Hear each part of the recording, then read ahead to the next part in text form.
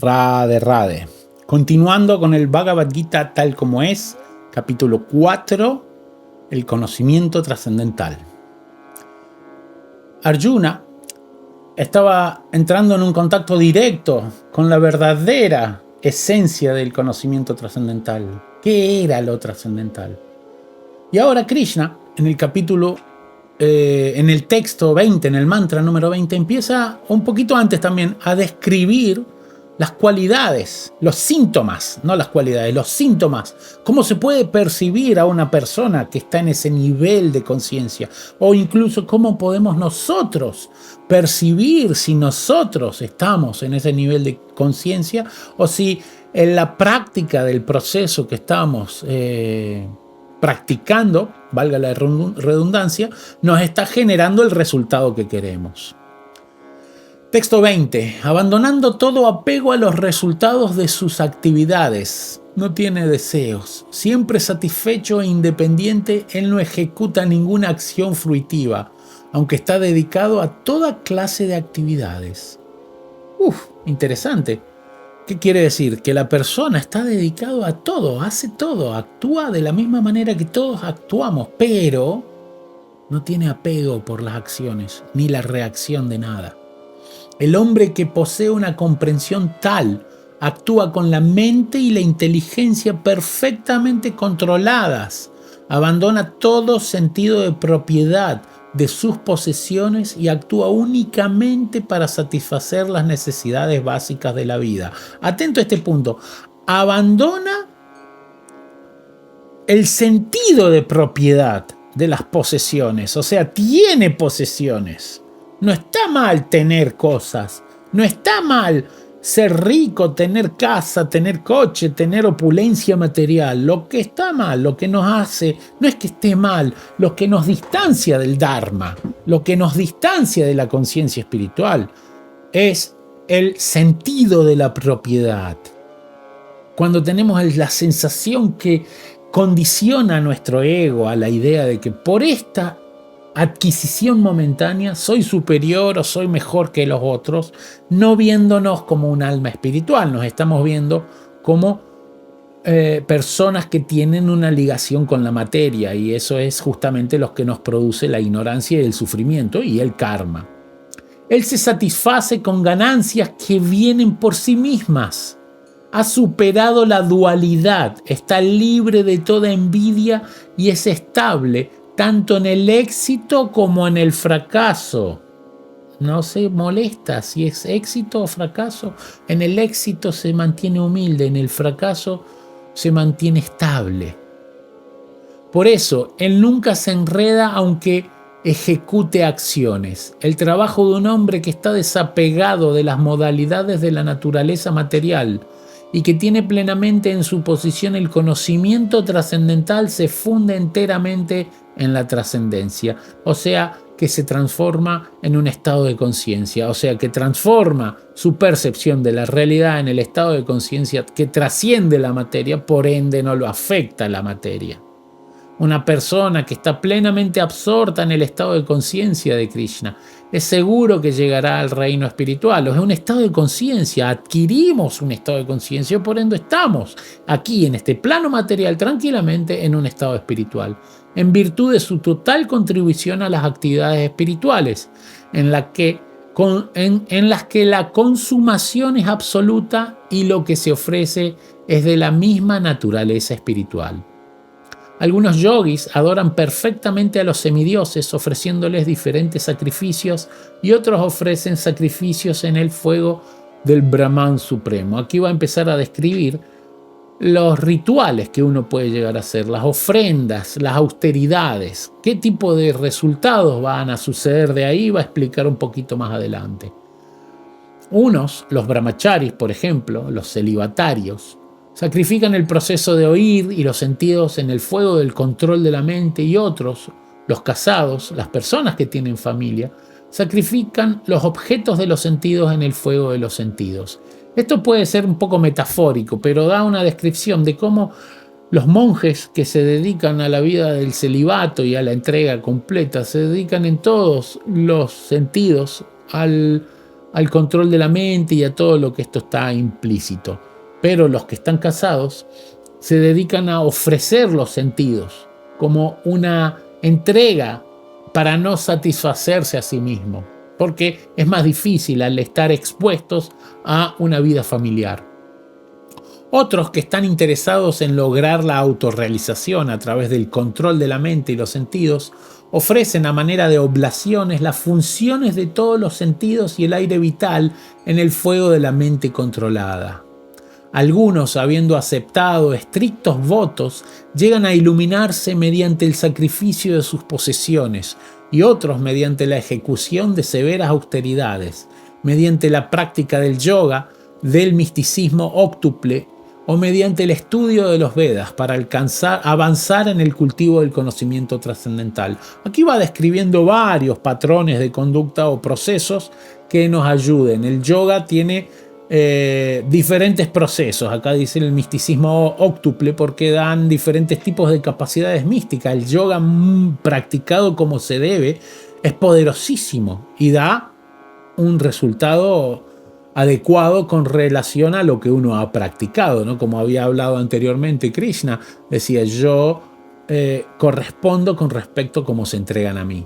Aún otros que se inclinan por el proceso de restringir la respiración, el pranayama por ejemplo, para permanecer en trance, lo practican ofreciendo el movimiento del aire que sale en el aire que entra y el aire que entra en el que sale, y de esa manera al final permanecen en trance, suspendiendo la respiración por completo. Otros, reduciendo el comer, ofrecen en sí mismo el aire que sale como un sacrificio.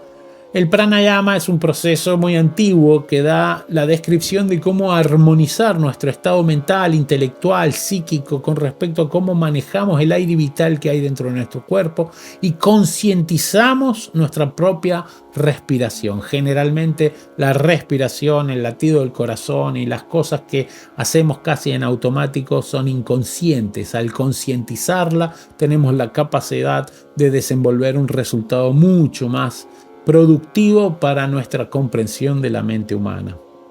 Todos estos ejecutores que conocen el significado del sacrificio se limpian de las reacciones pecaminosas o karma y como han probado el néctar, el gusto de los resultados de los sacrificios, avanzan hacia la eterna atmósfera suprema. ¿Qué pasa? Cuando uno empieza a descubrir el sabor verdadero de un estado de conciencia puro, de la belleza de la conexión con lo eterno, con lo sublime, con lo divino, ya no hay vuelta atrás, porque podés recordar tu conciencia original, y eso es muy superior a todos los apegos momentáneos que tenemos de la materia. O tú, el mejor de la dinastía Kuru, sin sacrificio jamás se puede ser feliz en este planeta, ni en esta vida. ¿Qué puede decirse entonces de la siguiente? De una manera u otra, siempre tenemos que sacrificar, porque el sacrificar implica la renuncia. ¿Renuncia a qué? A lo inferior, en pro de lo superior. Es normal. Lo que sucede es que entramos en una discusión con nuestra disonancia cognitiva que le cuesta abandonar aquellos que nos genera un acostumbramiento o que nos ha generado la satisfacción por haber comprendido cómo funciona. Cuando entramos en un plano de la renuncia, de la ofrenda, del sacrificio, estamos renunciando a nuestra zona de confort de una manera u otra y entramos en una realidad desconocida. Y eso es lo que generalmente nos produce un poco de temor, miedo, duda. Los Vedas aprueban todos estos diferentes tipos de sacrificios y todos ellos nacen de diferentes tipos de trabajo. Conociéndolos de este modo, tú lograrás liberarte. Oh castigador del enemigo, el sacrificio que se hace con conocimiento es mejor que el sacrificio de las posiciones materiales. O sea que renunciar a la materia es útil, pero renunciar a, como había hablado antes, renunciar al sentido de la posesión es superior, porque con conocimiento estamos renunciando desde el ego a la idea de poseer algo y somos capaces de utilizar ese algo en pro de nuestra evolución espiritual. Al fin y al cabo, oh hijo de Prita, todos los sacrificios del trabajo culminan en el conocimiento trascendental. Tan solo trata de aprender la verdad acudiendo a un maestro espiritual hazle preguntas de un modo sumiso y préstale servicio. Las almas autorrealizadas pueden impartirte conocimiento porque han visto la verdad. Es muy simple este mantra y es muy importante. Ríndete a un maestro espiritual. Sin la conexión con un maestro, uno no puede aprender ni inglés, ni fútbol, ni pintar, ni música, ni nada. Todo en la vida. Los primeros maestros que tenemos son nuestros padres. En esta sociedad, la escuela se transforma en los maestros de los niños, pero en una sociedad consciente la diferencia es muy intensa. ¿Por qué? Porque en una sociedad consciente lo que se le pasa al aprendiz es conocimiento trascendental. Habiendo obtenido habiendo obtenido verdadero conocimiento proveniente de un alma autorrealizada, nunca volverás a ser víctima de semejante ilusión, pues por medio de ese conocimiento verás que todos los seres vivientes no son más que parte del Supremo, o, en otras palabras, que son míos, que son parte de mí. Somos un todo con Él, mientras a la vez mantenemos la individualidad, no nos confundamos.